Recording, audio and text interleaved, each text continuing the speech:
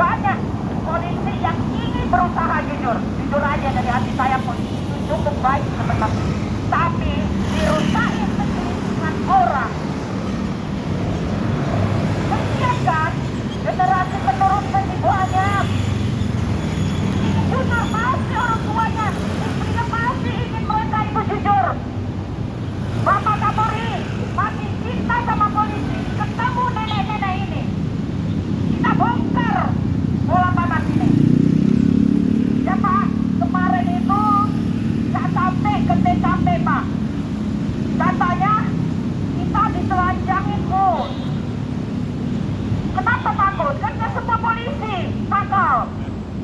Ya, Bapak Kapolri, kita bongkar kasus ini. Kalau tidak kita bongkar ini, bongkar aja sendiri. Ini harus dibongkar Pak.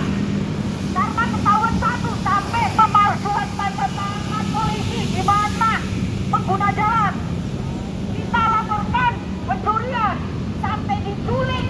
Saya diseret sama 9 polisi. Kita diseret. Ini yang video anak saya. Anak saya juga dianiayai dengan polisi banyak, tapi tidak semua polisi ya. Tebing tinggi juga sisi banyak polisi yang jujur aja. Ya. Bukan semua polisi. Tapi karena kalau saya bilang oknum, bajunya nggak ada tulis oknum, saya tidak jujur anak TK. Anak SD ini nanti ketahuan karena bajunya tidak ada tulis oknum. Jangan dirusak-rusakin yang sudah ada polisi di Indonesia ini.